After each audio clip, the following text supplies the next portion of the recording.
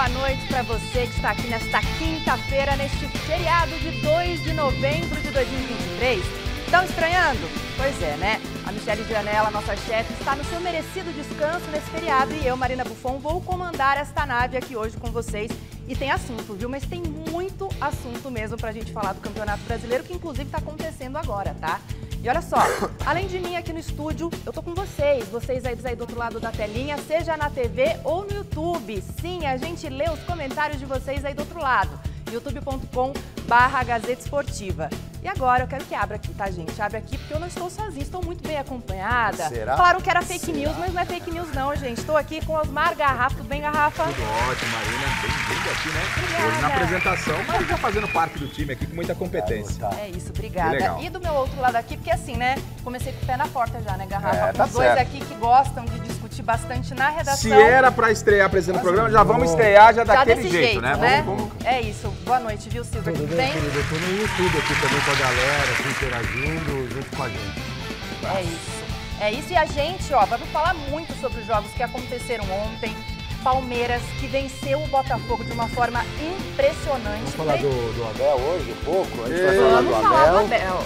Vamos falar Primeiro do Abel, bloco sim. Palmeiras, segundo bloco Palestra, terceiro bloco Palmeiras. Corinthians e barra Santos também Abel. venceram, viu, querido? Corinthians venceu o Atlético Paranaense. Também o Santos venceu de virada o Flamengo.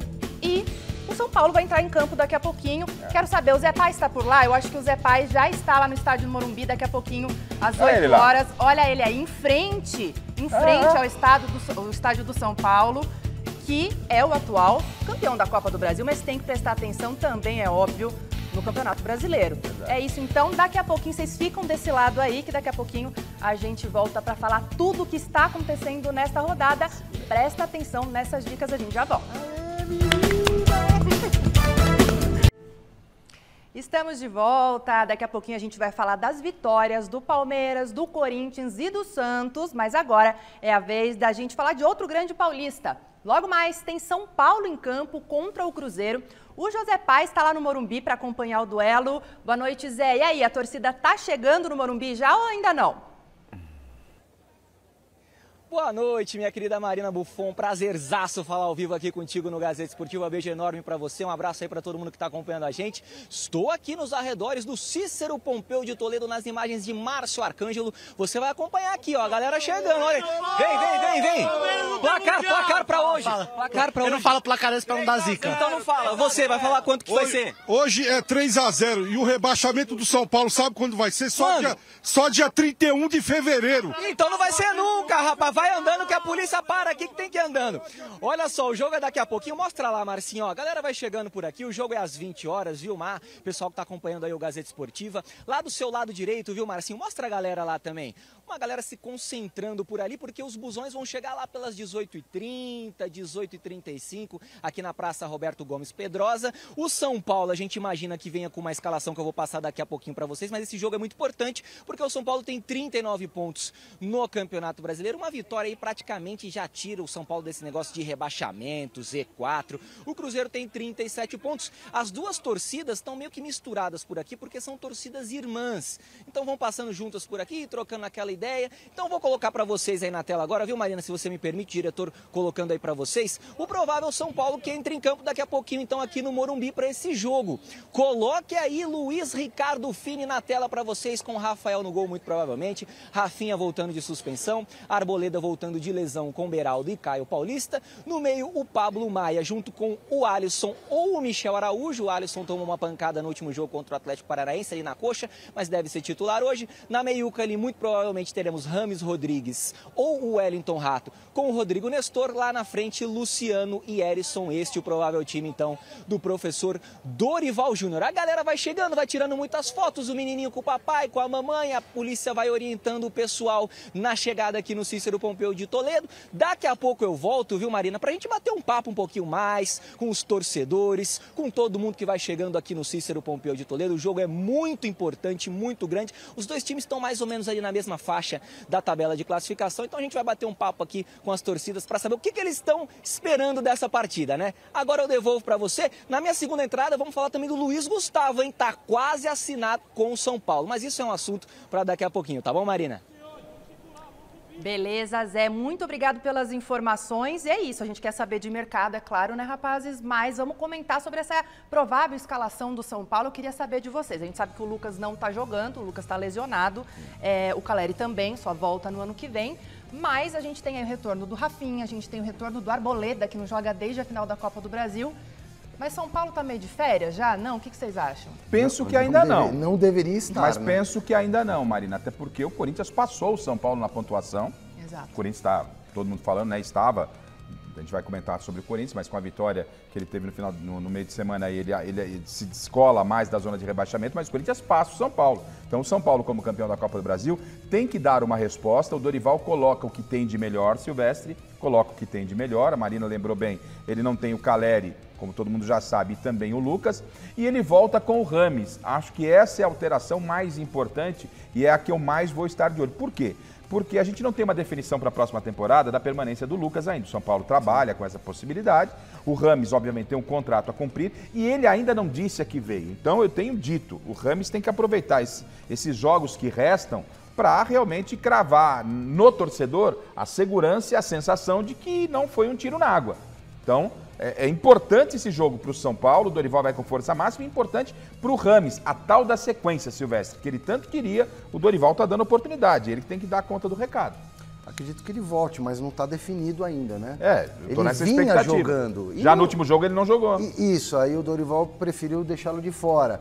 Mas eu entendo que o Rames vinha melhorando o rendimento dele. Na última partida que começou como titular, já criou bastante, já se movimentou mais. É um jogador que tem muita qualidade técnica, que bate na bola, é bonito de ver jogar, tem isso também, né? Agora, precisa ser... Você ia falar que ele é bonito, né? Precisa ser competitivo. Pode ser também. Não considero tão bonito assim, mas também não tenho problema em considerar. Quem é o mais bonito do elenco tricolor? Ah, não sei, não parei para pensar nesse aspecto, não. Pouco me importa, para falar a verdade. Agora o futebol do Rames é um futebol vistoso, não é? Ou não?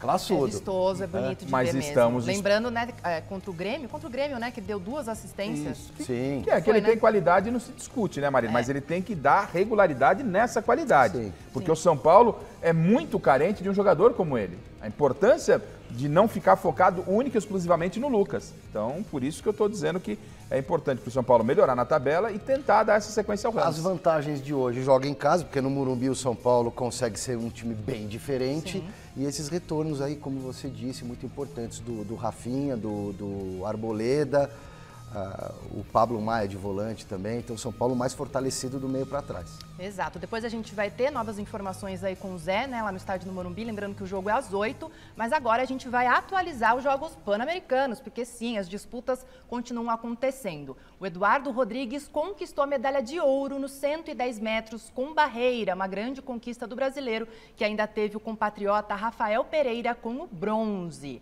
Outra medalha dourada do Brasil foi do mesatenista Hugo Calderano, que se sagrou tricampeão do PAN. Hugo Calderano, que sempre conquista diversas medalhas aí para o Brasil em mundiais, Olimpíada e Pan-Americanos, né? Mas agora a gente vai seguir para a nossa enquete do dia. O Palmeiras vai tirar o título do Botafogo do Brasileirão? Quero saber de vocês. Primeiro aí, ó, entra lá no site do gazetesportiva.com, vota sim, vota não. Eu quero saber de vocês, gente. E aí, Garrafa? Eu quero o Silvestre por último. Porque o Silvestre acompanha Palmeiras, né? Quero saber por último. E você, Garrafa, o que você acha? Tem como depois do jogo de ontem? Tem como. Eu falava, inclusive, lá no Mesa Redonda, depois da rodada de final de semana, quando o Botafogo perde para o Cuiabá em casa, falei, o maior desafio vem na quarta-feira. E a gente vai falar como veio, você já sabe como é que veio. Veio e o Botafogo claudicou, como diria meu amigo Silvio Ruiz, né?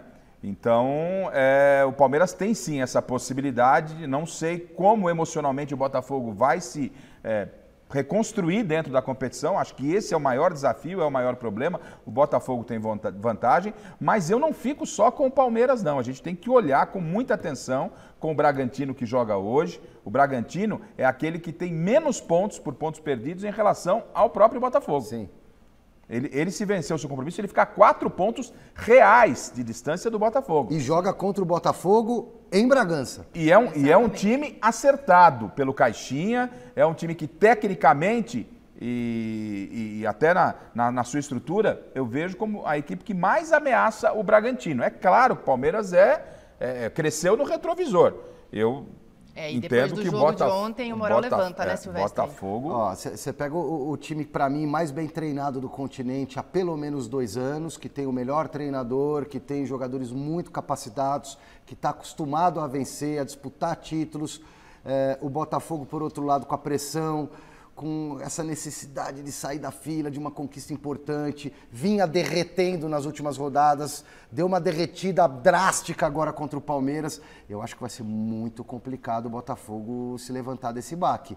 Vai jogar só na segunda que vem, em São Januário, contra o Vasco ameaçado. E com muitos desfalques. E o Palmeiras deve empatar em pontos no sábado à noite, contra o Atlético Paranaense, em Barueri. Mas aí com 2 jogos a mais. Não, tudo bem, mas aí você coloca na balança, você imagina o terrorismo, a pressão emocional pra cima do Botafogo, de sábado à noite, se acontecer isso, até segunda. E você tá começando a fazer agora, inclusive, né? Mas eu tô fazendo já há muito tempo. Eu acho que o Palmeiras vai levar o Campeonato Brasileiro. Mas então vamos fazer Ainda o seguinte, mais depois dessa virada depois espetacular, dessa virada. sensacional. Vamos ver a virada então. Chegou a hora, gente. Vamos conferir então cada detalhe desta virada histórica do Palmeiras contra o Botafogo. Roda. Jogaço ontem entre Botafogo e Palmeiras. Quem esperava um duelo travado teve um aperitivo logo cedo com esse chute do Tietê, que bateu na zaga e deu no travessão. No do Eduardo, com desvio em Murilo, não teve jeito não. Gol do Botafogo, que sobrava em campo. O Glorioso ampliou em seguida. Balaço do Tietê. Essa foi direta, indefensável. 2-0 Botafogo.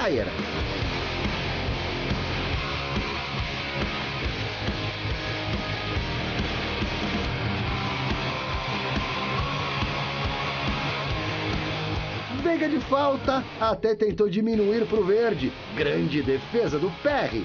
O Piquerez, quando travou na cobrança de lateral, a bola sobrou para o endiabrado Júnior Santos, que passou entre vários jogadores do Verdão, rolou para o Tiquinho fazer, mas acabou sendo dele mesmo no rebote. 3-0 Botafogo. Jogo decidido? Começo do segundo tempo e o menino Hendrick fez fila, resolvendo a parada por conta própria. 1-3. Golzinho de honra? Nova emoção para peleja nesse voleio do Veiga. Porco assado que nada. A esperança alviverde aumentou quando Adrielson foi expulso por essa falta que gerou muita reclamação por parte dos cariocas. Era para tanto? Era para vermelho?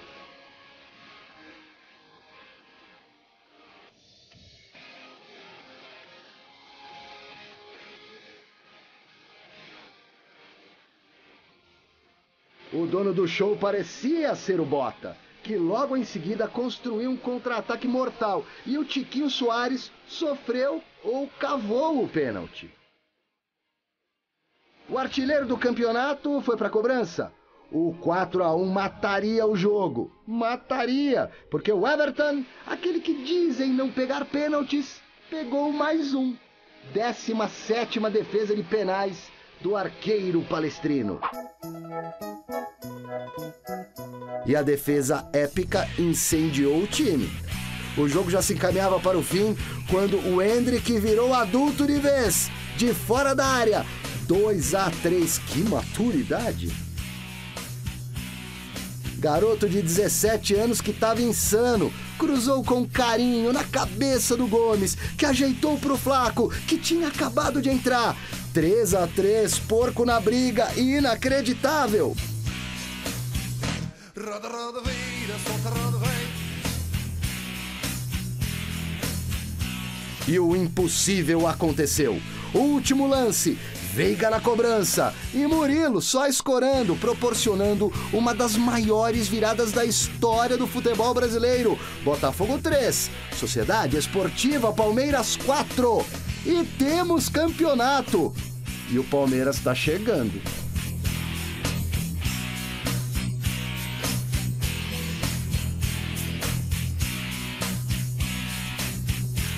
Só há uma equipa no Brasil capaz de fazer o que nós fizemos aqui, quer gostem ou não, quer a gente ganhe títulos ou não.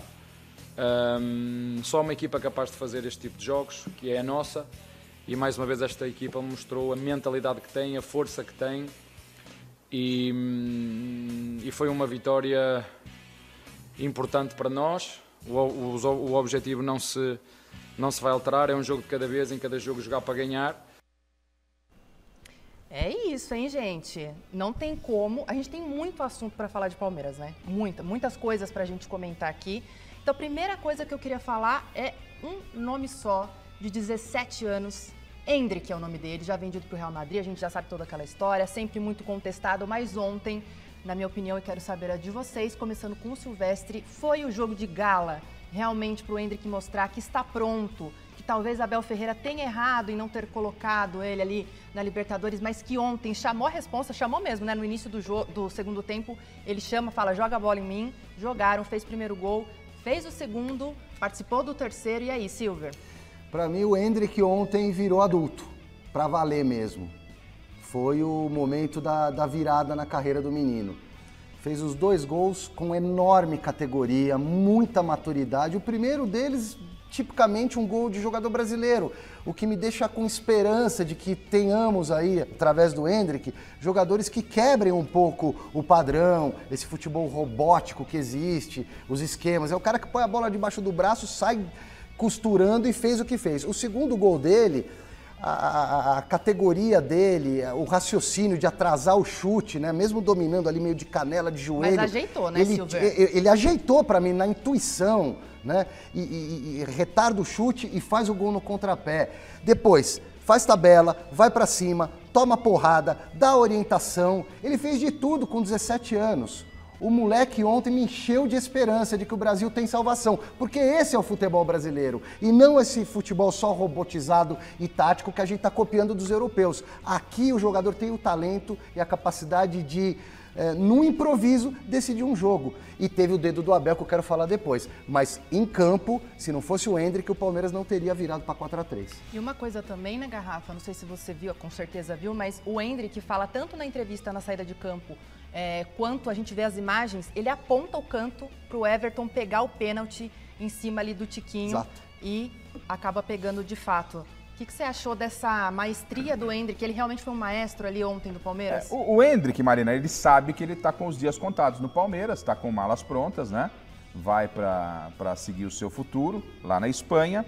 E ele falou, vou me divertir, vou fazer aquilo que eu sei fazer. Não é? E ontem ele foi protagonista do jogo, queiram ou não. O Silvestre está coberto de razão, pontuou várias situações sobre o Endrick, aquilo que a gente já conhecia. E você, Marina, tocou num ponto importante que a gente não pode esquecer. O Abel, que gosta de alfinetar, já vê alfinetando todos da imprensa, porque não sei o que e tal. Também temos que lembrar que o seu Abel poderia, né, estar com o time lá no Rio de Janeiro, com o Endrick e tudo, para pegar o Fluminense. Mas pela sua teimosia. Então, quando a convicção. Convicção errada. Convicção errada. Não há problema. O Abel parece que não pode errar. Parece que não admite quando o Abel erra. A torcida do Palmeiras. Eu posso enumerar vários erros do Abel aqui. Mas esse eu não acho que foi. Tanto que ele meteu o Endrick e botou os moleques para jogar no segundo tempo contra o Boca. E o Palmeiras eu não quero, inúmeras chances e não ganhou o jogo por 2-3-0. Você que tem procuração para defender o Abel, não use ela agora. Não use ela agora. Até porque é só a Marina foi muito feliz. Ela pontuou aquilo que a torcida do Palmeiras tanto cobrou do Abel. Ele se equivocou lá atrás, ficou preso, amarrado nas suas convicções. Mas não foi ele quis jogadores mais experientes para enfrentar o Boca na Bomboneira. Ele errou, ponto, e ele errou. A maior prova foi o Endrick ontem. Foi o Endrick ontem que o Endrick abriu o Campeonato Brasileiro, salvou o Campeonato Brasileiro. Tá aí o Palmeiras vivo, com grande possibilidade, não só o Palmeiras. Bragantino o Abel errou ao tomar o celular da mão do jornalista lá no Mineirão, crasso, e o Abel errou ao poupar time titular inteiramente em 2 ou 3 jogos decisivos em meio a Libertadores, na minha opinião. Tá bom, agora essa aí, ele preferiu jogadores mais cascudos para jogar na Bomboneira. E ficou de fora da Libertadores, pela sua convicção. E no segundo jogo aqui não deu certo no primeiro tempo, ele mudou no segundo. Por que você não pode admitir? Mas ele mudou no segundo e deu certo. Por que você não pode admitir? A diferença é que ontem saíram 4 gols. Por que você não pode admitir? Porque eu não acho que foi um erro. O primeiro tempo do Palmeiras Palmeiras ontem foi sofrível. Foi uma escolha. O primeiro tempo ontem foi sofrível. Vamos ouvir o Abel, que o Abel falou exatamente sobre o jogo do Endrick ontem. Vamos ouvir, né, o que o Abel falou sobre a fase do garoto, enfim. Então vamos ouvir. Abel Ferreira falando. Falando do Endrick e da equipa, esta é uma equipa que tem uma mistura, eu também já vos disse, entre experiência e reverência. O Endrick, como todos os outros, começou muito bem o ano, passou um período muito mau, que alguns de vocês até o queriam colocar na equipa B, não é? Alguns jornalistas disseram que ele devia ir para a equipa B, porque ainda é muito jovem. Só que um treinador como eu, que tem 44 anos, que veio de uma das melhores formações do futebol do mundo e que passou em todos os clubes onde passou, teve sempre jogadores à sua disposição. Os clubes ganharam, é verdade, a comissão técnica do Abel, noutros clubes não ganharam títulos, mas os clubes ganharam muito dinheiro por aquilo que foi a nossa atenção aos jovens, de os puxar para a equipa principal e no devido tempo, o que eu lhe chamei aqui o tempo de Deus, deixá-los entrar no jogo, deixá-los errar, tirá-los, metê-los outra vez e assim se faz o crescimento de um jogador. E não é por acaso que o Real Madrid, os olheiros do Real Madrid são competentes. Agora estamos a falar, mais uma vez, nós estamos a falar de um miúdo de 17 anos, que ainda não é maior de idade, que tem oscilações, mas é sempre bom porque esta mistura entre a irreverência deles, dos mais jovens, e da experiência dos mais velhos, dá nesta mística. Fica aquela eterna dúvida também, né? Se de repente ele tivesse colocado o Endrick naquela situação, a gente não sabe se poderia ter... É só uma observação. Né? Não sei porque incomoda. Foi uma observação, uma pontuação que não tira a brilhante, a magnífica, espetacular vitória do Palmeiras ontem. E também tem que se falar que o Palmeiras, que está vivo no campeonato, não pode repetir o primeiro tempo contra o Botafogo. O terceiro gol nasce de um erro de lateral. Então o Palmeiras, pensando nesse campeonato brasileiro, tem capacidade, competência, tem um bom treinador, né, com margem de crescimento para conquistar esse título brasileiro, mais um na carreira do Abel, não pode repetir o primeiro tempo contra o Botafogo, ponto. Isso não tira o brilho de uma vitória que está para a história do Palmeiras, ponto. Está para a história do Palmeiras.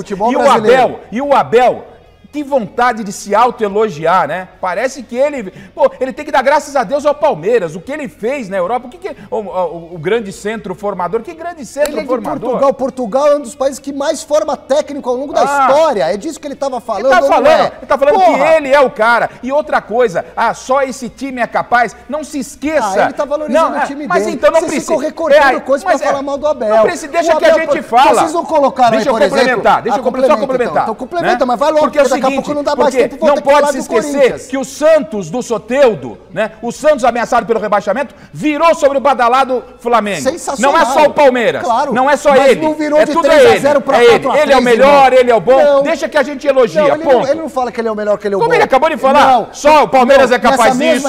Só ele é capaz disso. Só ele veio do melhor lugar. Não dá pra gente colocar os 30 minutos de coletiva. Eu vi, como sempre, a entrevista inteirinha e mais de uma vez ao vivo. E depois o Abel Ferreira. Você tem um porta-retrato dele na beira da cama? O time jogou mal porque eu não me comuniquei bem com os meus jogadores. Eu tinha um sistema de jogo que não funcionou, eles não entenderam porque eu mandei mal na mensagem e corrigi no intervalo.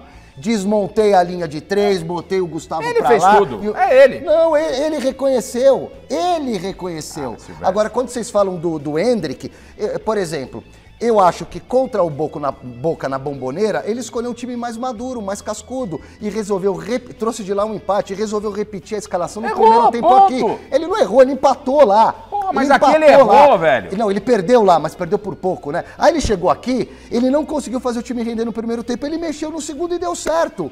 Então ele acertou. Por quê? Por que essa paixão, essa paixão platônica com o Abel? Porque sim, porque eu acho ele um baita de um técnico. Então admite que você tem que o porta-retrato do Mesa Redonda, que eu mostrei, é verdade, lá na sua mesa. Não é verdade, você fez uma montagem. Agora, não fiz, não, agora, senhor. Sobre o Endrick, e vou mostrar o porta-retrato que você tem na sua cabeceira. Eu não acho que ele acerta toda hora em todas as ações dele. Por exemplo, tá aqui, ó. No jogo recebi. Do Boca, no jogo do Boca. Recebi, ó. Obrigado a Renata que mandou, ó. preciso... A prova respirar, do crime tá aqui, ó. Cara, O porta-retrato, esse é o da cabeceira. Eu não consigo tá concluir já é difícil Tá conseguir aqui. raciocinar. Pronto. É Tá difícil, eu confesso. Aí. O tico-teco às vezes me atrapalha. Tá aqui. Mas você não deixa eu Gente, concluir nada. vamos deixar este amor ou Deixa eu ver, o não que para tem lá. aqui? Olha que linda Ah, aí, ó, agora que colocaram, linda. agora A gente colocaram tem de que falar verdade, ó. sobre outros lances além de Endrick e Abel, que a gente já sabe aí das coisas todas, falamos bastante.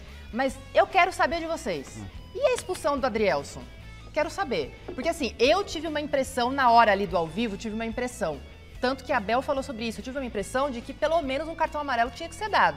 Mas depois ali o Braulio vai até o VAR e é aconselhado, né, a expulsar mesmo o Adrielson no lance Induzido, né? induzido. Esse VAR aí. Exato. Posso eu quero começar? saber de vocês. Pode, Porque senão o Silvestre, Garrafa pode. ele fala Fica 5 à minutos vontade. e sobra 30 segundos pra eu É falar. face dupla o porta-retrato, tem a face de dupla. frente e Pode, verso. coloca aí, vocês fizeram a montagem, ficou bonito, eu vou guardar também, mas não é Vai. meu, não é meu, né? Vai, Porta-retrato eu tenho da minha filha e da minha mulher, Vai. mas tudo bem. Vamos lá. Eu quero aproveitar, antes de falar de erro de arbitragem, falar que o Abel erra. Ele erra também, quando ele diz que o Endrick é muito jovem. Eu não acho que ele errou contra o Boca, mas eu acho que ele erra, muito jovem. Tá falando da expulsão, Silvestre. Mas o moleque tem 17 anos com esse talento que custa o que custa, Adrielson, que vale o que Silvestre. vale. Ele tem que ir pra arena, ser jogado aos Diretor, leões com sobre o 17 Adrielson. anos. Sobre a expulsão, achei exagerada. Reconheço que é uma questão interpretativa. Para mim não era lance claro de gol, era um lance perigoso, poderia resultar em gol, mas para mim no máximo um cartão amarelo. O VAR induziu o árbitro a expulsar o jogador do Botafogo. E digo mais, hein, não foi pênalti do Rony, o Rony travou a bola. O Botafogo não tem que reclamar de arbitragem. Ponto. Tinha 3-0, toma de 4-3, não reclame de arbitragem, que vai ficar feio. Não reclame de arbitragem. Agora, o Abel fez na beira do campo o que devia fazer mesmo, pressionou a arbitragem lá, o árbitro acabou indo no VAR e se equivocou. Para mim era lance para amarelo. O Abel mesmo sugeriu que no máximo um amarelo. Agora, no mínimo um amarelo, fosse ao contrário, no mínimo um amarelo. tivesse essa expulsão sido no time do... Fosse, agora ela acontecesse o Abel, com o jogador do Palmeiras, o Abel ia falar do sistema. Por que o Abel não fala agora? O Abel ia chutar o microfone que nem o Adrielson. Por que o Abel não fala do sistema? Isso. Vamos fazer o seguinte, então. por Vamos favor. ouvir, porque a CBF soltou o áudio do VAR. A gente vai falar sobre isso. Vamos falar de John Textor também, que John Textor falou. Não falou a palavra sistema, mas falou corrupção, falou várias foi pior coisas. ainda. Então vamos ouvir aí o áudio da CBF. Aí eu vou soltar na marca onde tá falta, tá? Ele vai ter direção, não tem defensor. Beleza. Direção, possibilidade de dominar a bola. Distância e não tem defensores, tem até o companheiro com ele. Perfeito, ele tá em divergência. Eu só não tinha claro pra mim a direção, que pra mim agora é claro. Tô voltando, vou te mostrar abaixo. Isso, ele atinge e depois segura. Tá indo pra lateral. O que tá falando, irmão? Tá indo pra lateral. Pode ir, a direção é pro gol, tá entrando na área. Tô voltando com o cartão vermelho. Tens a tática pra fechar? Tudo bem. Abre. Tá aberto. A câmera tática. Não, tá aberto. 16,50. A câmera tática. Tô voltando, pra mim é claro. Estamos na 16,50. A tática. Não, pode pôr a 7. Tá tudo bem, já pego a direção. Ok. O jogador tem até possibilidade de passe. Ok. O jogador tem até possibilidade de passe. Tá indo até a bola, tá indo pra área. Pessoal, cabine, me escuta? Pode falar, Braulio. Com tiro livre direto, cartão vermelho por 37 por Doxo. 34, okay. Adrielson. 34. Perfeito. Aí, gente, a gente tem que levar em consideração, eu entendi o que o Silver falou, né, da questão do amarelo, mas se vocês prestam atenção, o Breno Lopes está indo ali pela lateral, ele é derrubado, me parece cartão amarelo, ok. No entanto, os árbitros ali, o VAR, falam de 4Ds, né? É distância, domínio da bola, distância dos adversários também. Se a gente for perceber, ou o Breno chegaria, ou ele tocaria pro Rony, que tá na direita, e ele sim ficaria... Sim, mas na hora da falta, Marina, se você deixar a jogada seguir um pouquinho, você vai ver que a zaga do Botafogo rapidamente ela se recompõe. A jogada é lateral, mas eu respeito quem acha que foi pênalti, sabe? Eu respeito esses 4Ds aí, que não é culpa tua também, são esses protocolos aí. Ô, gente, ó, só rapidinho aqui, antes da gente continuar de falar de Palmeiras, o Zé tá lá ao vivo, né? Tá chegando o ônibus do São Paulo neste momento, olha aí, então. Vamos lá, Zé, e aí, o que tá rolando? O ônibus chegando? A casa sacrossanta. É isso, Marina, é isso. O ônibus do São Paulo por aqui. O ônibus do Cruzeiro já chegou no estádio Cícero Pompeu de Toledo, aqui no Morumbi, para o jogo de daqui a pouquinho, 31ª rodada. A bola rola às 20 horas. O São Paulo chegando agora. Tricolor que vem de 2 jogos fora de casa, perdeu para o Palmeiras por 5-0, empatou com o Atlético Paranaense 1-1. O Cruzeiro vem de 2 vitórias, ganhou o clássico contra o Atlético, ganhou do Bahia num confronto direto. Então os dois times aqui neste momento já no estádio do Morumbi. E eu tenho a informação de que o Herisson não vai jogar a partida de hoje. Então o técnico Dorival Júnior mexendo no time, o Herisson foi titular contra o Atlético Paranaense, não vai jogar esta partida, pelo menos de início, vai ficar no banco de reservas. Em relação a Luiz Gustavo, jogador de 36 anos, atleta que estava no Al Nassr, lá da Arábia Saudita, jogando com o Cristiano Ronaldo, o contrato dele terminou em maio, jogador de 36 anos, com passagens importantes lá pelo futebol da Alemanha, está na mira do São Paulo, é um camisa 5, um volantaço. O São Paulo está de olho nessa posição, porque o Pablo Maia deve receber propostas muito em breve, então o São Paulo está sim mirando o Luiz Gustavo, jogador que inclusive jogou a Copa de 2014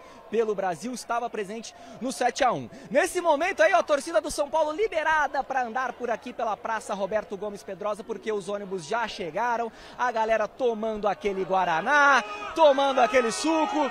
Vem! Quanto hoje? 4-0 Tricolor! Tá muito confiante a galera por aqui. Eu devolvo pra você, Marina! Vai, porra! A torcida do São Paulo sempre muito animada, né? Tem um ótimo retrospecto em casa. Antes da gente falar do Palmeiras, vamos só comentar rapidinho da questão do Luiz Gustavo. Realmente, se chegar de fato, está se resguardando de uma possível saída do Pablo Maia. Seria uma boa contratação, apesar da idade avançada, Garrafa? Pela experiência, né, Marina? Mas a gente não sabe de que forma vem. Esse negócio de ficar repatriando jogadores, às vezes dá certo, às vezes não dá certo. Tá aí o Rames, né, que a gente está esperando dar uma resposta, sem comparação, mas está esperando dar uma resposta, deve dar uma resposta, tem bola para dar uma resposta, mas chega um cara que disputou a Copa do Mundo, que acho que pode agregar sim esse time do São Paulo. Se tiver competitividade, tiver bem fisicamente, como disse que está o Luiz Gustavo, o nosso querido Paulo Sérgio ontem aqui na bancada, eu acho um belo de um meio-campista. É isso, né? E ele jogou com o Rafinha também no Bayern. Mas ele estava no 7-1, ele estava no 7-1, mas o 7-1 foi uma catástrofe. Eu acho que é um jogador que tem muita qualidade na marcação, visão de jogo, se impõe em campo. Eu gosto muito do estilo. Precisa estar bem fisicamente e ser competitivo. Atendendo a esses requisitos, entra no time. É isso. Então vamos voltar a falar de Palmeiras, né? Porque o Abel já vinha falando há bastante tempo que o Botafogo é o grande favorito ao título do Brasileirão. Esse é o discurso do Abel e também de grande parte ali do elenco. Depois da grande virada palestrina de ontem, dá só uma olhadinha no que o português disse. Eu não vou alterar aquilo que disse há uma volta atrás, quando o Botafogo nos ganhou em nossa casa. Disse que o Botafogo tinha tudo para ser campeão e é a única equipa que depende deles para ser campeão. É a única. Portanto, tem essa vantagem e isso eu não vou alterar. Nós vamos procurar fazer os nossos jogos. Temos saídas muito difíceis. Hoje era muito difícil. Jogamos em casa agora outro jogo difícil. Quem conhece o Brasileirão, como eu agora conheço, em cima dos 3 anos que tenho aqui, sabe que cada jogo é de tripla. E, portanto, é um jogo de cada vez. Aquela história de um jogo de cada vez. Botafogo que tem um jogo a menos, é verdade, mas são 3 pontos que separam ali. As tabelas das duas equipes são bem diferentes, né? A tabela do Palmeiras é um pouquinho mais difícil, né, Garrafa? Mas eu dizia ontem no programa, né? Pra quem não é que eu não tenho nada contra o Abel, não. O Abel vai preparar esse Palmeiras. Eu não tenho mesmo. O Abel vai preparar. O Abel vai preparar. Nem eu. Com você não tenho nenhuma dúvida. O Abel vai preparar esse Palmeiras para uma decisão. E foi isso que ele fez, principalmente quando aconteceu no segundo tempo. O Palmeiras viu a possibilidade no domingo, quando o Botafogo perde para o Cuiabá. E eu falei, o Botafogo vai entrar de fraldas, depois de ter perdido para o Cuiabá contra o Palmeiras. E entrou de fraldas no segundo tempo. O Palmeiras atropelou e está de olho, sim, na conquista do campeonato. Tem um ótimo técnico, tem um ótimo time e tem uma possibilidade grande de conquistar o título. Mas não descarto o Bragantino também nessa briga, o próprio Grêmio, mas o Botafogo, olha, vai ter que se reinventar, Silvestre, para tentar administrar essa gordura que já queimou faz muito tempo. Erros do Abel, que eu nunca critico, Deveria ter dado mais chance pro Hendrick. Esse papo de 17 anos pra mim não cola. O moleque tem 17, mas é competitivo. É isso melhor que a gente do falou lá muitos... atrás. Não. Você estava se referindo a um jogo específico. Deixa eu seguir, Garrafa. Não me burrifa, não me burrifa. Mas aqui tá? não tá fazendo sentido o que você tá falando. O moleque tem 17 anos, já ganhou um salário astronômico, tem as responsabilidades, tem que jogar. Outro erro do Abel. Colocou o time absolutamente reserva em 2 ou 3 jogos aí, em momentos decisivos de Libertadores, poupando no Campeonato Brasileiro, poupando em 100%, discordo, era para o Palmeiras estar numa situação melhor. E esse papinho, o Abel já me contou aqui, ó, ao pé do ouvido, gente, que esse papinho aí de que o Botafogo realmente na matemática é o único que depende só dele, né? Mas o Abel tá jogando essa conversinha pra fora, porque lá dentro ele já falou pra mim, ó, faca no dente, nós vamos pra cima. O Palmeiras vai assumir a liderança, empatado com o Botafogo sábado à noite. E o Botafogo vai ficar tendo pesadelo até segunda-feira, quando enfrenta o Vasco em São Januário. Eu nunca vi um São Paulino virar palmeirense. Eu não virei palmeirense, cara. Eu admiro muito o trabalho do Abel Ferreira e eu estou vendo história sendo feita. E eu sou setorista do Palmeiras. E eu me sinto um privilegiado de poder acompanhar esses 3 anos deste português espetacular. Saiu na sacada e gritou ontem? Eu comemorei com a minha mulher, cara, que é palmeirense. Comemorei, porque eu acho bonito ver a reação que o Palmeiras... E sinto pelo botafoguense. Eu me coloco na pele do torcedor do Botafogo. Você tem que decidir o que você quer. Que tá querendo... Não dá pra agradar todo mundo. Não, mas eu não quero agradar todo mundo. Mas Botafogo é Palmeiras ou é São Paulo? Momento de evolução, Garrafa. Você tá muito essas coisas assim, terrestres e materiais. Não. Eu tô enxergando...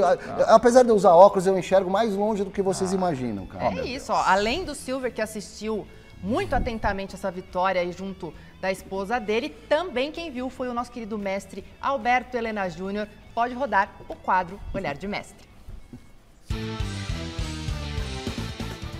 Oi, Marina, do sorriso que fascina.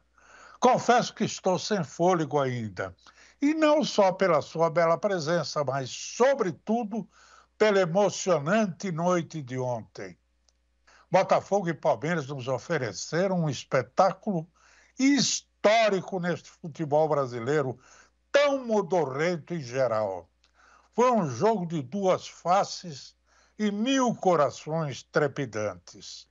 No primeiro tempo, um show de técnica e eficiência do Botafogo. 3-0, um placar que poderia ter sido transformado numa goleada, pelas chances criadas pelo Glorioso. No segundo, a virada inconcebível do Verdão, com uma atuação vibrante do menino Hendrick, que começa a se desinibir como titular da equipe verde.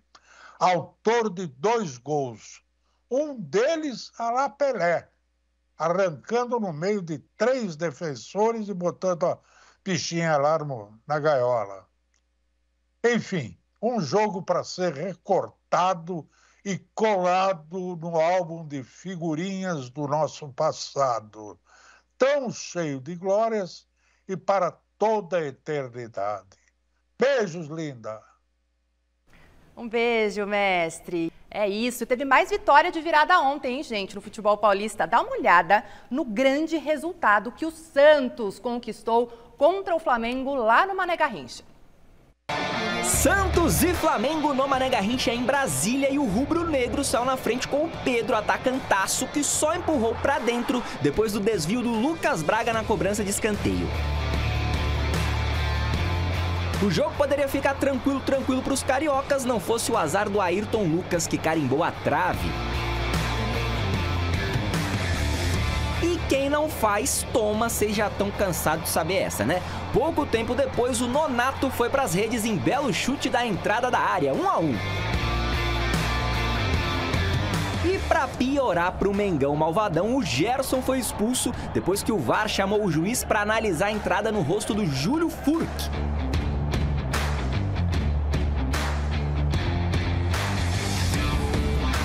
Mesmo com um a mais, foi preciso que o João Paulo, como de costume, sempre ele, salvasse o peixudo. Que defesaça do goleirão!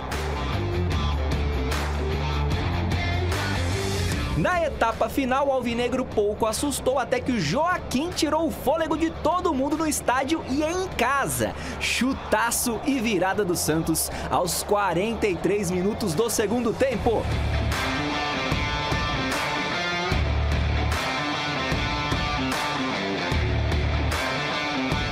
só, o Soteldo deu essa caneta aí no Bruno Henrique, que recebeu o cartão amarelo, perdeu a linha e tomou o vermelho por reclamação.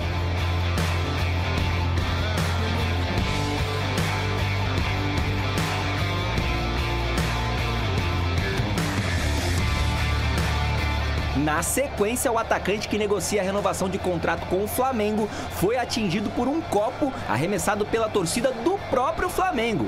Final, Mengão 1, Peixão 2. Deixar registrado o que esses jogadores estão fazendo em termos de recuperação e a diretoria também, junto com o Galo, aí fizeram uma logística maravilhosa para a gente vir para cá segunda-feira. O pessoal ficou acho que 6 horas com a sua família e veio embora para Brasília. Tivemos 2 noites de sono, né, pra molecada aí, primordiais. A gente só tem que agradecer, cara. A gente tomou de 7 lá em Porto Alegre, os caras continuaram ajudando a gente, dando moral, que vão com a gente até o fim. Porque eles também sabem quem tá desse lado, sabe? Sabe que essa molecada tá dando a vida por esse clube. Volto a dizer, não ganhamos absolutamente nada. Estamos numa briga para sair dessa situação incômoda, ainda estamos na situação incômoda. Que grande virada deste time de Marcelo Fernandes, que tem aí um ótimo retrospecto no Santos agora. Sim, tem o 7-1, é verdade, que poderia inclusive piorar muito a situação do Santos, mas se vocês prestarem atenção, o Santos está somando mais pontos no retorno do que conseguiu em todo o primeiro turno. Garrafa, qual o peso dessa vitória ontem de virada, né? Palmeiras que já ganhou de... Palmeiras, olha eu falando Palmeiras aqui. O Santos que já ganhou de virada do Palmeiras. E do Flamengo. Já ganhou do Bahia, agora ganhou do Flamengo, tudo fora de casa. E foi de virada, né? E tudo de virada. Do Palmeiras foi de virada também? De virada lá na Arena Barueri. Do Flamengo também de virada? De virada. Ah, o Santos também é capaz de fazer viradas importantes contra gigantes, não é? Porque o Santos é gigante. Só para deixar bem claro aqui, para bom entendedor, minha palavra basta. Quem disse que não é? Não é? Para bom entendedor, meia palavra basta. Resultado maravilhoso, espetacular do Santos. Por quê? Porque dos jogos que o Santos tinha, se tinha um jogo, entre aspas, para descarte, que todo mundo entendia que era praticamente difícil pontuar, se trouxesse o empatezinho já estava bom, porque os próximos confrontos serão alguns deles direto, era esse contra o Flamengo. E o que o Peixudo vai lá e faz?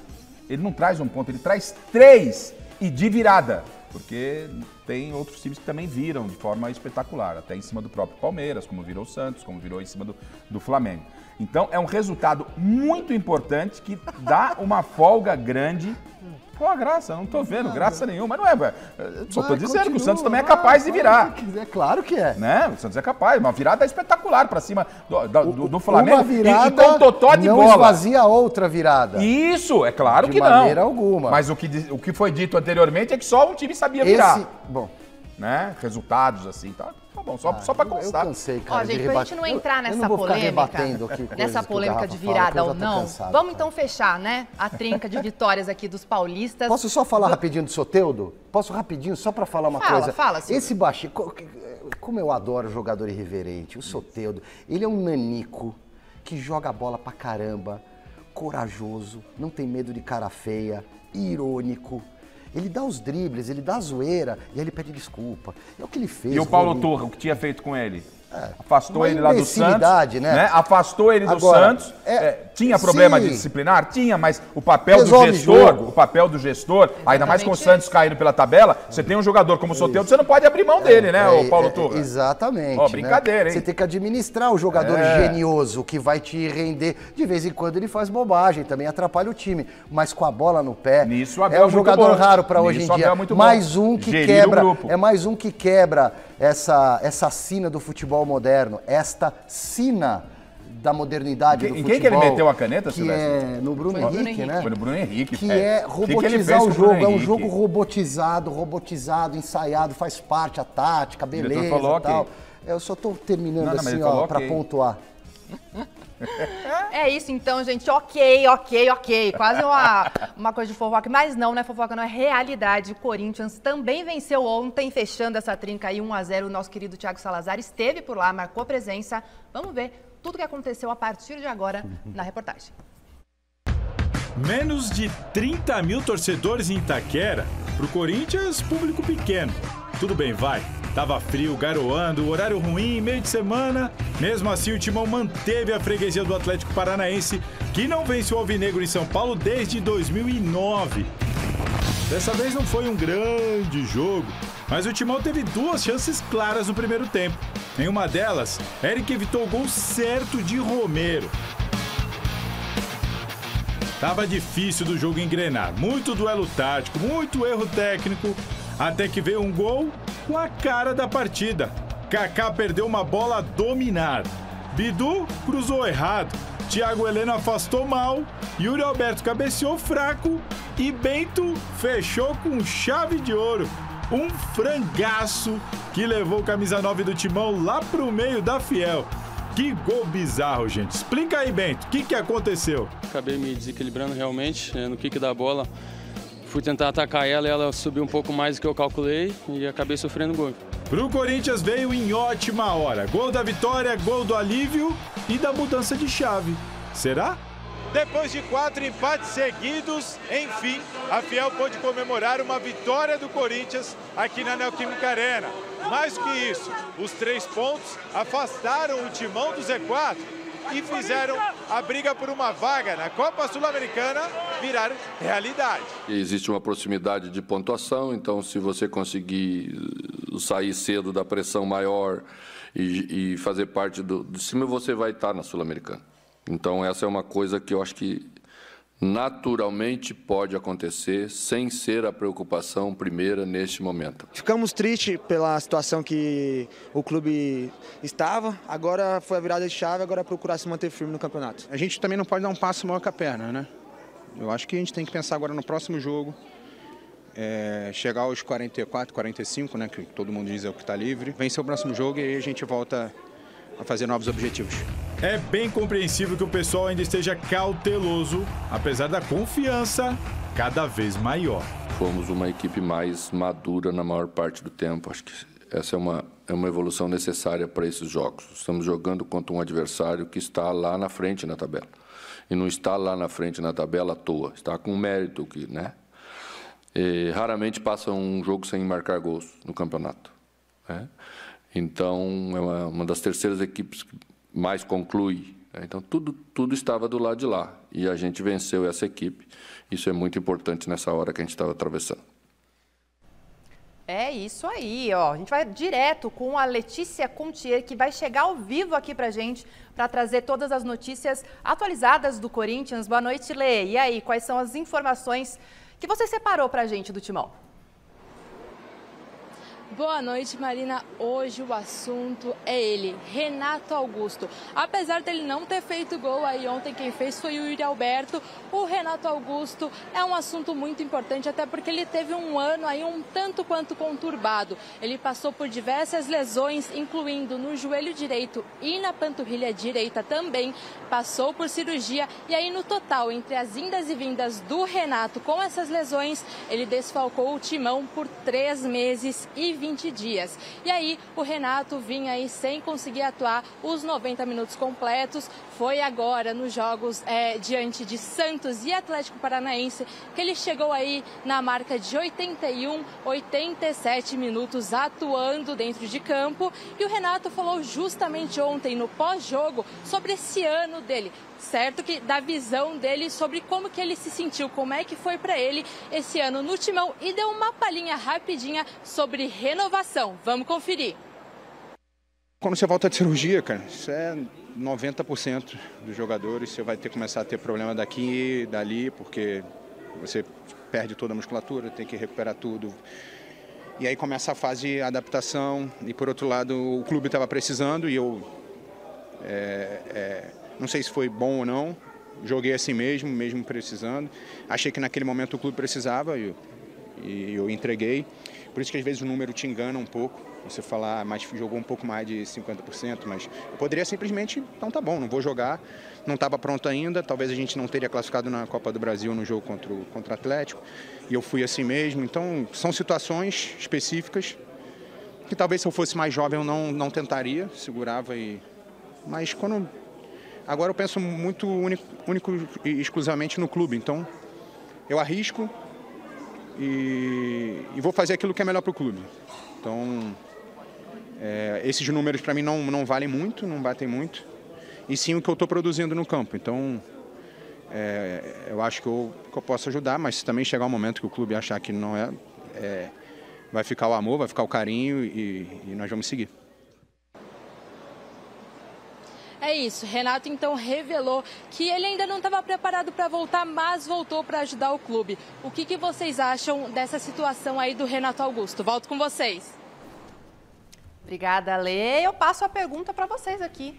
A gente vem falando, né, durante a semana, a Michele também trouxe bastante esse questionamento sobre a não renovação ou renovação do Renato. E aí, com essa fala dele agora? Silveira, eu sei que a gente pensa muito parecido na questão que eu vou levantar aqui. Será? Essa relação de imprensa com os atletas, ela é muito importante. Veja só, muita gente pegou os números, né? As pessoas pegaram os números, que são frios, colocaram, estamparam.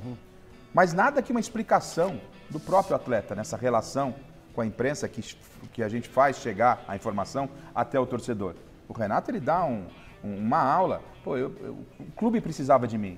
Eu podia ter ficado de fora, mas eu fui lá e dei a minha participação. E isso dificultou que ele pudesse ter um rendimento até melhor posteriormente. Então isso é muito importante na relação. Sobre a bola do Corinthians contra o Atlético Paranaense, ó, desse tamanho, pequenininha, mas o resultado gigante é o que o time precisava. Renato Augusto é um jogador muito digno de elogios, tem caráter, independentemente de forma física, de problemas que ele tem ao longo da vida dele de jogador de futebol. Eu bato palmas para esse cara. E o Yuri Alberto no jogo foi maravilhoso. Vocês viram o efeito que ele botou na bola, naquela cabeçada para enganar o goleiro? Espetacular. Um negócio sensacional. Dando há uma ironia, Silver, nessa sua fala? Ele deu uma trivela de cabeça, né, Pascoal? Palavra do Pascoal, câmera corintiano aqui, ó. Tá aqui, ó, nessa câmera. Nessa câmera. Foca o Abel aqui, vai, Pascoal. Foca o Abel. Virou palmeirense mesmo. Ele tá aproveitando o momento do Corinthians. Para vocês aqui no YouTube, para falar do Abel. Que eu minto, que eu sou São Paulino. Não, eu sou São Paulino doente. Não é. Mas eu já disse porque eu estou encantado com o trabalho do Abel Ferreira. Eu não vou repetir. A hora do Corinthians tá falando do Abel. Exatamente. Tem uma coisa a ver com a outra. Eu sou que nem o Chico Lang, que quando o assunto era Ayrton Senna da Silva, ele falava do Corinthians. E esse lance aqui que a gente tá mostrando do Matheus Bidu, caindo, né? Tava caindo. Ele acaba encostando ali a mão na bola enquanto cai. Ruindade dele e não foi pênalti, porque ele não tem intenção. Né, gente? Não, mas tem muita gente achando que foi, né? Eu acho que não dá nem pra discutir o pênalti, acho que a gente não tem nem que falar do lance, a gente tem que... Vamos passar? É melhor. Ruindade dele, mas foi muito bem no gol. No gol ele roubou a bola, se não é ele. Na lateral ali. O Yuri Alberto não dá aquela casquinha maravilhosa de cabeça. A gente assiste o primeiro tempo de Palmeiras e Botafogo. Acabou o tempo de já, Palmeiras e Botafogo. E depois esses lances aí. É isso, né, gente? Vamos pro resultado da enquete, então? A gente perguntou aqui pra você, o Palmeiras vai tirar o título do Brasileirão do Botafogo? A maioria lá no site da GazeteSportiva.com disse que sim, com 66% dos votos. Aí fica aquela dúvida. Então temos umas rodadas ainda pela frente para a gente saber se isso vai se confirmar ou não. Mas agora fiquem com o Jornal da Gazeta. E um beijo, muito obrigada. Amanhã a gente se encontra aqui. Valeu, gente. Bem demais. Foi bem, Marina. Então garrafa nem tanto, garrafa mais ou menos. Você me ama, Silvestre, vai, para.